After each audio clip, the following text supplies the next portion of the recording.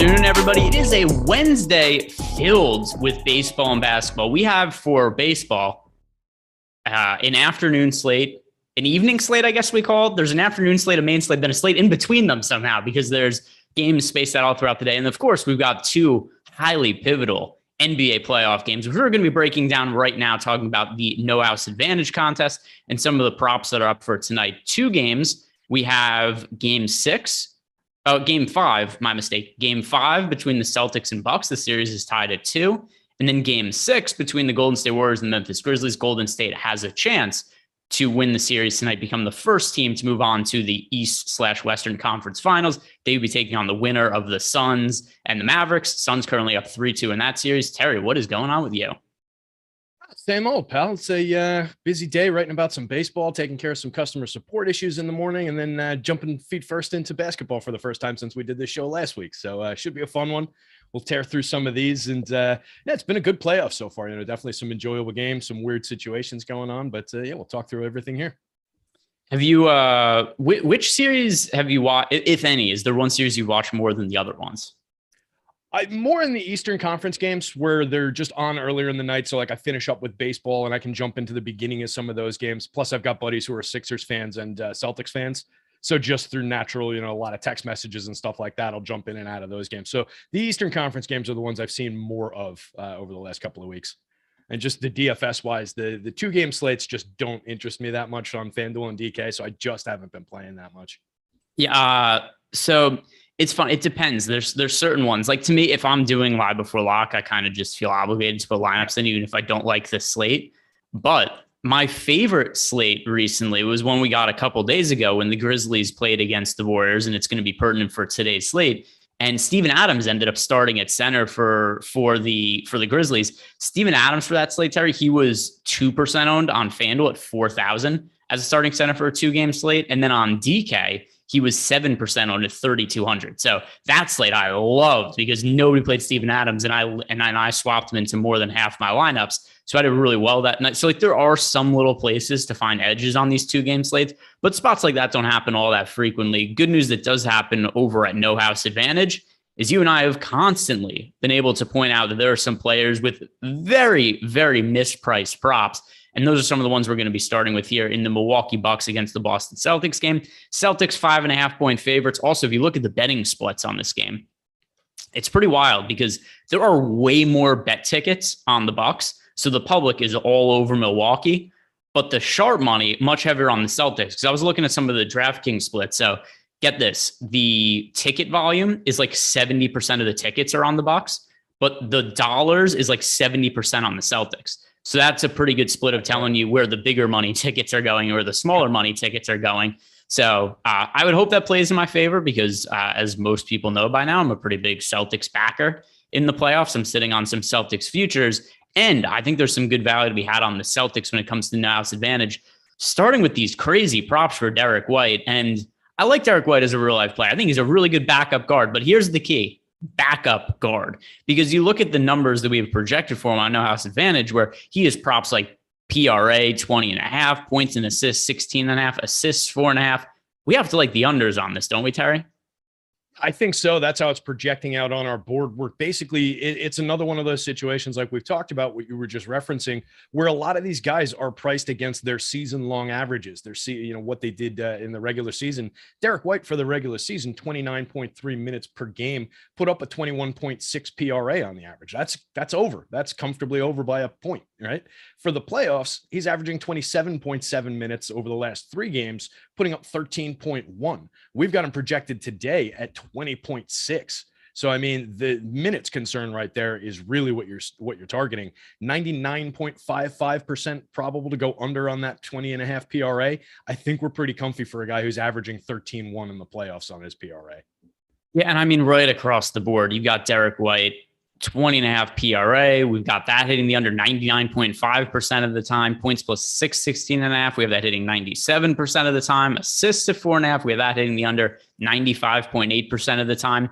Here's where I think these numbers have gotten to be a little skewed. It's because of the Marcus Smart injury. So we had 3 games ago, Marcus Smart was injured, misses the game. Derrick White starts in his place. And then we had 2 games ago, Derrick White ended up playing off the bench because Marcus Smart then came back out in foul trouble, 14, 2 and 2. We did see last game Derrick White play 34 minutes off the bench and then ended up putting up 11 points, 4 rebounds, and 3 assists. So I think one thing we do have to keep an eye on here is what is the status of Robert Williams? Because if Williams isn't able to play, there's a chance the Celtics just go smaller and play extended minutes for Derrick White. One other thing that was an extenuating circumstance in that game, Jaylen Brown got into foul trouble and only played 32 minutes. If this game is competitive, Jaylen Brown's going to play north of 40 minutes because here's the minutes allotment for the other core guys for the Celtics last time out.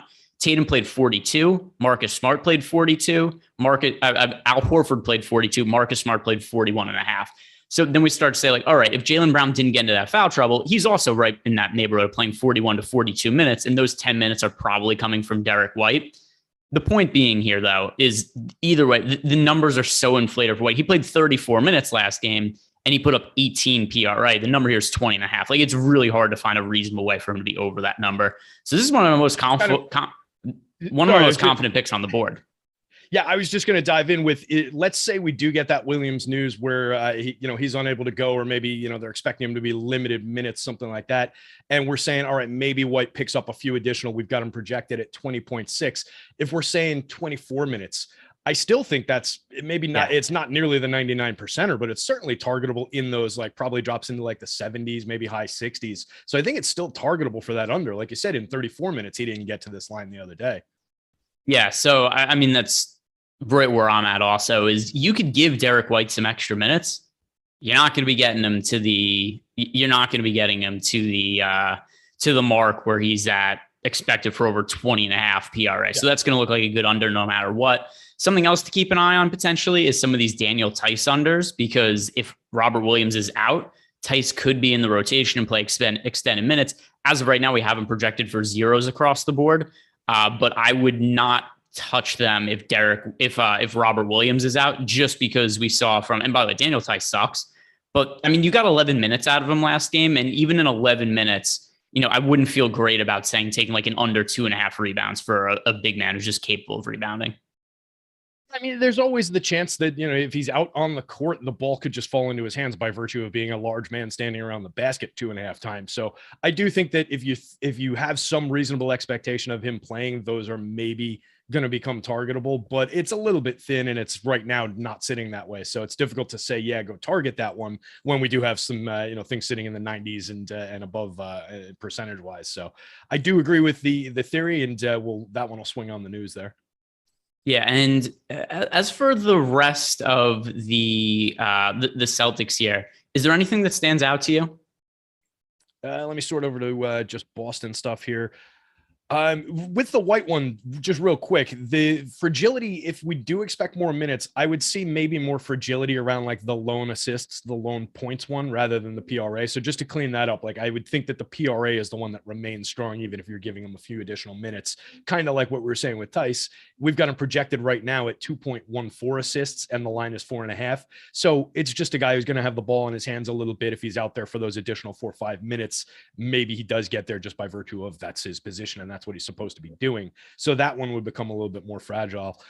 Taking a look at the board, we've got Tatum rebounds, the under sitting at 78%. I don't love dropping immediately down into the 78 range, but if we're looking at Jason Tatum projected for 40.8 minutes, 7.5, I don't know. That seems, I'm kind of surprised that one's sitting that high. He was a 8 rebounds per game performer in 35.9 minutes per game in the regular season. Taking a look, I can jump over the playoffs for Tatum here real quick. So far for the playoffs, he's averaged 41.5 minutes and he's putting up a rebounding total of just 5.1. So maybe that's where the concern comes from, but it's a little bit thin, maybe a little bit fragile around that one for me, just for a guy who, is a capable rebounder and has done it on the average throughout the regular season, just not what he's doing in the playoffs. So maybe that one's a little thinner in my confidence there. Yeah, and once again, thin ones we don't really have to worry too much about when it comes to NHA, because it's something that we've seen a lot of when we do these, and not just this one particular slate. It's every single time you and I have done a No House Advantage show. There are just a multitude of props that ended up having 90 plus, 80+% chances of winning. So generally, once we get into like the 80s, it seems weird to be like this prop is an 80% chance of winning. Therefore, I have no interest in it. But that's kind of where we're at with some of these NHA ones relative to our projections. The Horford rebounding over looks a little bit stronger to me at 86%. Right. We're well into the 80s at that one. And it's one that looks off in the other direction. We've got him projected at 9.86 rebounds. He's averaging like 9.5 in the playoffs. We've got him projected at 35 minutes, and the line's only 7.5. So that one seems like a good confidence one. And especially if you get those, some bumps and bruises around Williams in the front court, just a little bit more for Horford to do potentially. So I think that one's a pretty high confidence one. Yeah. And once again, just to back that up and to also reiterate something I said before, Horford played 42 minutes last game. If we're getting Robert Williams out and then we're getting, 42 minutes out of Al Horford, that over 7.5 rebounds looks all that much stronger.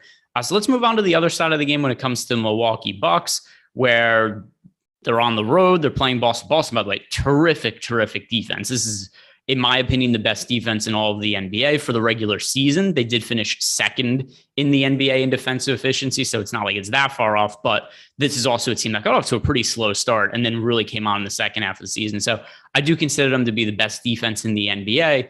And something else that's lose Greg? We lost Greg Terry on today's show. Now it's just you. That's perfect. So we'll do away with a lot of the narratives about some of these games that I haven't really been watching all that much. And, I'm an open, honest guy with you guys. I'm going to tell you when I'm watching these games and when I'm not. So we're just going to play with some of these numbers until Greg comes back to fill us in around the edges. Taking a look at the Bucks, I'm kind of drawn toward the top of the board there with Bobby Portis. His PRA is sitting at a 25.5 line. We've got him. Yeah, good. Yeah, it was funny. So I was talking and then you froze and your eyes were closed. I was like, oh my God, did Terry fall asleep? Did I freeze? Did he freeze? What happened? But it's weird because I don't know, like my internet's fine right now, but it's just, I think it's just a Zoom thing because it happens, I don't know, once or twice a week. Yeah. Where it just kind of gets mucked up. But like I'm on my other, I've got multiple computers in front of me looking up information. So everything goes fine. And then just what was the last thing I said before I cut out? It was a perfect tee up. I forget what it actually was, but it was like a segue sentence. Like the thing about that is, and you just dropped out like right before being able to fill in the blank about the thing about whatever it was. You were talking about the Celtics defense, and I took that to lead into the Bobby Portis under up at the top of the board on the PRA, and I was just about to dive into that. Yeah. So the Celtics defense, I was going to say, has been really good this year, and then especially in the second half of the season. Long because once again, I don't know where I cut off, but either way, the point that I was going to make about the Bucks is with the amount of workload that this has forced on Giannis and Drew Holiday with Chris Middleton out of the mix, it's been a disaster in the stretch of some of these games. Last game, for instance, Drew Holiday, and by the way, people are tweeting online like, oh my God, Drew Holiday's so good. He's having such a good game. And then by the end of the game, people are like, Drew Holiday sucks in the playoffs, is one of the worst. He ended up missing, if I'm not mistaken, he missed his final 7 shots of the game and went 2 of 12 from the field in the second half. And it's just, he has to work so hard for his buckets because that Celtics defense is so good. And they don't have Middleton. They don't have another shot creator. You've got 2 guys in Giannis and Holiday to create their own offense, and they have to do everything against the best defense in the NBA. So that's something that's definitely been a strain on those guys and something that wears on me when I'm looking at some of these numbers. So I was going to say that there are some overs that look kind of okay for Giannis, for instance, but I'm inclined to not want to touch them just because I've seen how fatigued it looks like him and Holiday are getting down the stretch of these games. Yeah, it's weird to say about this team, but it seems like, kind of a flawed construction, particularly going up against a stout defensive unit like this. So I agree with you there. That's kind of interesting. And when you're talking about those overs, I mean, Drew Holiday, 3-pointers sitting at just a 75%er with a 1.5. Giannis, 5.5 assists. We've got him projected at 7. That's a 73%er for the playoffs so far this season. If we pull up Giannis's playoff board, we can take a look here real quick as I'm stumbling over it, trying to pull it up here. For the playoffs, Giannis is averaging 7 assists on the nose. So I think that one's perfectly viable. And we're talking about going to the best player or one of the best players in the league, depending on how you break it down. I'm always comfy in doing that, particularly when it's an over. But just by the probabilities, we've got so many stronger ones on the board that a lot of the advantage on NHA slates is going to some of these just like secondary players, these end of the bench guys who are going to get a couple of minutes and just playing those super strong probabilities, or playing guys for the overs that are in a new role or going up against a line that's just not effective. So I think this is more, probably don't need these picks. They're probably good. They're probably going to come through, but we don't necessarily need, the high 60s, low 70s ones. So it's just an interesting configuration for the way that NHA comes together here. Yeah, and then the other thing on Bobby Portis to keep an eye on as of right now, those unders look really good. I would not be surprised, though, if he ends up starting today. And if that's the case, then we have to reassess those projections. Here's why I bring that up. So the Milwaukee Bucks, they were starting Bobby Portis early in this series. First 2 games, they win game 1 starting Bobby Portis, then they lose game 2. So they react to losing game 2 by saying, you know what, we just lost the game. We want to switch things up. Grayson Allen is starting over Bobby Portis. And what happens? They win the game. And they say, you know what, this worked well. Bobby Portis sticks in the bench role. Grayson Allen starts, and then they lose game 4. I mean, it seems like they've reacted pretty significantly to some of these wins and losses. Not the first time they've done this in the playoffs, by the way, because we also saw this in the Chicago Bulls series, Terry. Game 1, Bobby Portis comes off the bench. They win. Game 2, Bobby Portis comes off the bench. They lose. What do? They start Bobby Portis in game 3. So just based on some of these trends here, it seems like the Bucks lose a playoff game. They immediately change their starting lineup. So I would not be surprised if Bobby Portis ends up starting. So once again, you could change your lineup that you have over on No House Advantage, but just be aware that if you're playing Bobby Portis and taking the unders there, you might want to have to readjust later in the day if he ends up starting. Other than that, I think we've covered this game pretty good now. Yeah, I think so. And I'm totally with you on that. That Portis line right now is based on a 23.7 minute projection, and it aligns pretty well with what he's doing. But going back to that game too, with I'm looking at Popcorn Machine, he was 11 boards and 15 points in that game in his 32 and a half minutes in that loss in game 2. So yeah, that gets a little concerning if he's seeing a realistic amount of minutes there and an uptick. So just monitor the news, watch out for the fragility of it. And also watch out for the promos we have at No House Advantage, because if you're signing up at No House Advantage for the first time and use the promo code Awesemo, get a $25 bonus on your first deposit, get some free money to play with, enter a couple contests, and maybe come in first place, because they do have some decent sized first place payouts. But let's hit on the second game of the slate. Golden State Warriors on the road against the Memphis Grizzlies. For the Grizzlies, no Ja Morant. He is out for expected to be the remainder of the postseason with a knee injury. I'm a little concerned about the long-term health of Ja Morant. And it's funny because we've said now, not we, but in general, there's been this narrative within NBA Twitter and basketball is that maybe Zion Williamson was the better prospect and more talented than Ja Morant, but but people prefer Ja Morant because he doesn't have health concerns. Well, Ja Morant has now had three knee injuries over the course of his brief NBA career, including a knee surgery after his final year of college. The fact that he's now been ruled out for the remainder of this postseason with a knee injury, and also, is this injury more problematic than they're letting on, because they're saying it's a bruise and they've ruled him out for the rest of the postseason immediately. He got an MRI for a bone bruise and they're like, we're not going to reveal the results, but he's not playing again.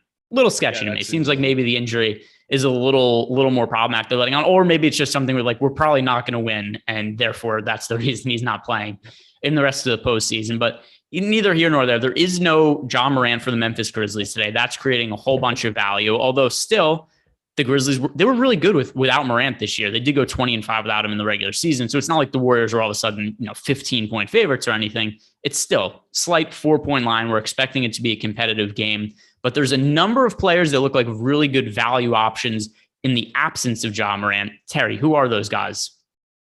So the guy who stands at the very top of the board, just sorting the Memphis side of things by probability, is Tyus Jones, sitting here with a 97.81% probability on his assist line, 96% on the PRA, 94 on the points plus assists. Kind of pick whichever one you want. Tyus Jones jumped up to 41 minutes after averaging 18 over the previous 4 games. So definitely plenty of run there, plenty of opportunity for him to cruise through a 4.5 assist line. Alex has him projected at 7.71 in 37.7 minutes. Should be more than enough time for him to get that done for the season. He averaged 4.4 assists in 21.2 minutes. And I can jump over and pull up his per 36 numbers for the regular season. For the regular season per 36, he was averaging 7.5 assists. So we're comfortably within range of that one, assuming that we're correct about the minutes. And I see no reason that we wouldn't be correct about those minutes. So that one's a standout. And then just on, virtue of a guy who's talented at this category and will have plenty to do out there with the lack of the superstar, the Triple J rebounding one, as long as he's on the court, as long as he doesn't foul out in the first few minutes, 5.5 seems pretty likely for him. 77% on Alex's board. We're talking about a guy who averaged 5.8 and 27 minutes per game over the course of the regular season, 28.2 minutes projection on the board for him tonight. So I think that one's within reason as well. Also, keep an eye on this Memphis starting lineup because they went with Steven Adams last game, and that's the best slate I've had of the playoffs so far. If it wasn't for Kyle Anderson going nuts, I was actually at one point I think it was third in the big tournament on FanDuel with here's what I needed in the fourth quarter. I needed Dylan Brooks and Andrew Wiggins to combine for more fantasy points in the fourth quarter than Kyle Anderson, if I remember correctly. And Kyle Anderson scored like 20 fantasy points in the fourth quarter, just the worst way to lose. But that aside, if Steven Adams starts again today, we're looking at very reduced minutes for somebody like Brandon Clarke, because Clarke ended up really getting pinched by the lineup change. Let's see. So Brandon Clarke last game ends up playing 11 minutes.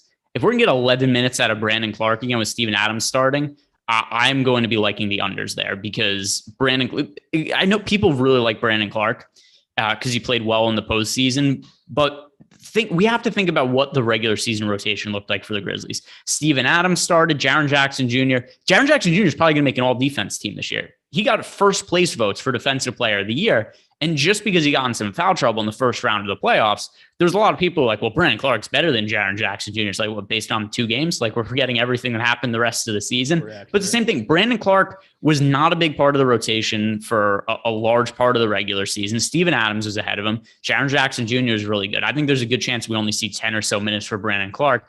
I know our projections don't have it that way, but assuming the starting lineup stays the same, I like the unders for Clarke. Yeah, I mean, if you're doing that, if you're cutting him to 10 minutes, then yeah, with a bullet, I think that would jump up the board. Taking a look at where Alex has him basically double that minutes at 20, and he's still sitting at a 74% probability of going under that 19.5 PRA. So that's already looking pretty appealing. The one thing I would throw into the mix, and an 18.7 minutes per game average for the playoffs so far, he is putting up a 22.1 PRA, which is several over that 19.5 line. But that's with expectation of actually getting those minutes. So if we see any kind of news about those minutes potentially being cut, or even if we don't, you just kind of want to ride with Greg on that pick, I think it's a perfectly viable pick out there for people to play. Yeah, and once again, just be aware of the starting lineup. And considering how well Adams played in the start last game, it's going to be the same starting lineup in all likelihood. So that's what I'm anticipating with Xavier Tillman falling out of the rotation altogether. Steven Adams starting, just playing the bulk of the minutes there in the front court, alongside Jaren Jackson Jr., of course, pending foul issues for Triple J. What else from Memphis stands out to you, if anything? The slow-mo PRA up at the top of the board, if we're sorting by the unders, sitting at 14.5. That's one for the playoffs. He's averaged 18.3 minutes and an 11.8 PRA so far. So Alex has him projected right around that, 17.1 minutes, coming in with a 10.6 projection. It's a situation where, yeah, if he gets minutes or has a ridiculous end of his game, then maybe he cruises through that. It's not a giant margin between what he's done and what that line is, but I think there's enough there. And he's a player that, typically I'm going to be looking to target unders with Kyle Anderson when he's out there. So I think that one's comfortable enough. I don't know if I'm as comfortable going for any of the individual category ones for him. Yeah. And then, something else and I'm actually, for NHA purposes, I think I would just avoid Kyle Anderson because he was crazy on a points per minute basis last game. He didn't play that much though. He played 23 minutes. Yeah. And for Kyle Anderson to put up 17 points, 8 rebounds, 2 assists, and 2 blocks in 2 steals and 2 blocks in 23 minutes. That's a pretty ridiculous box line. And I mean, I guess that we see this team do weird things with the rotation all the time. Like, how often in the regular season was DeAnthony Melton the chalk play because John Morant was out and multiple players? I'd be like, oh, DeAnthony Melton has to play. And then he just didn't. Mm-hmm. So you try to make sense of some of these rotations. DeAnthony Melton 2 games ago with John Morant there plays 28 minutes. The game before with John Morant, 26 minutes. The game before that with John Morant, 25 minutes. Surely logic would dictate De'Anthony Melton's a backup guard. Ja Morant is the starting point guard. You take him out of the picture. He has to play more minutes, right? No, he played 9 minutes last game. So it's really hard to nail down this rotation is the point. We've seen that, a lot over the course of the year where there'll be times where it seems like a smash spot for De'Anthony Melton and then the minutes just aren't there. So I'm curious to see what that ends up looking like today, but I don't have enough confidence in the minutes to really want to take overs for Kyle Anderson or unders for De'Anthony Melton for that reason. But let's move over to the Warriors side of the game. And the Warriors are mostly intact at this point, at least in terms of their important players. We do have Gary Payton II. He is out. Iguodala is out, but he also hasn't played in the playoffs. So now looking at the Warriors, Terry, let the people know which numbers look best in our projections when it comes to Warriors props. Let me see. Flip over to the unders here. Yeah, it looks like we're getting a little Kevon Looney action up at the top on the unders boards, averaging 13.7 minutes per game in the playoffs. We've actually got him projected out to 16.8 and still coming in pretty comfortably under the 15.5 PRA. Alex has him at 11.4 in the 13 and change minutes. He's averaging a 10.1 PRA in 21.1 minutes for the regular season. He was averaging a 15.3. So that's in line with the 15.5 is in line with the what he did during the regular season in roughly 5 more minutes than what we're projecting him for. Does it get fragile around the edges if he gets a little bit more playing time? Absolutely. But I think that's one where, we're kind of confident in that 16 and change minutes projection over the last 3 games, 15 minutes, 17 minutes, 9 minutes. So I think that's pretty comfy over there. You can take a look at the Kevon Looney one on the under. And then let's see, Bielitsa not going to be playing. Andrew Wiggins on the rebounding, 85%er. Klay Thompson on the rebounding, 84%er.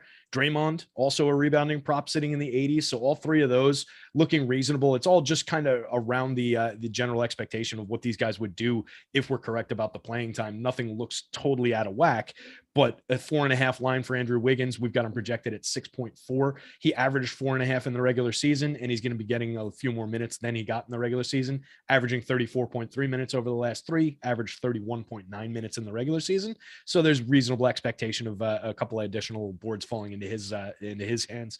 And it's kind of similar with the other 2 guys. So any one of those I'd be basically comfortable with.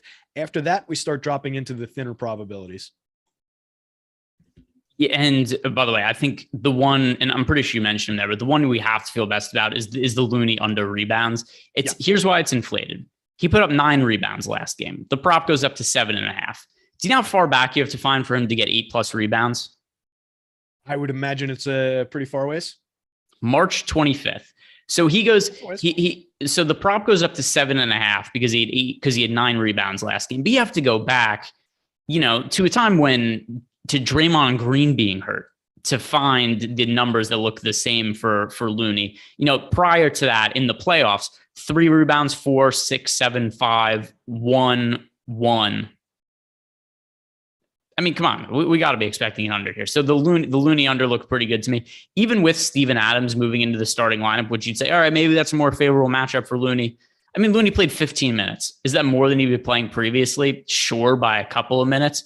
But overall, over the course of the last, the last 10 games for Looney, he's playing 14 minutes per game and averaging 5 rebounds. Like, I don't really care that he got up to 15 minutes last game. It's not that big of a difference from what we've normally been seeing from him. So I like the under there. And other than that, that's going to do it for us today, guys. If you haven't done it already, like the video, subscribe to the YouTube channel, and we hope to see you guys later. We've got MLB Live Before Lock on the YouTube channel, NBA Deeper Dive, NBA Live Before Lock, which of course will be myself on that with Eric as per usual on Wednesday nights. So check out all of that, guys. Good luck. Hope to see you later.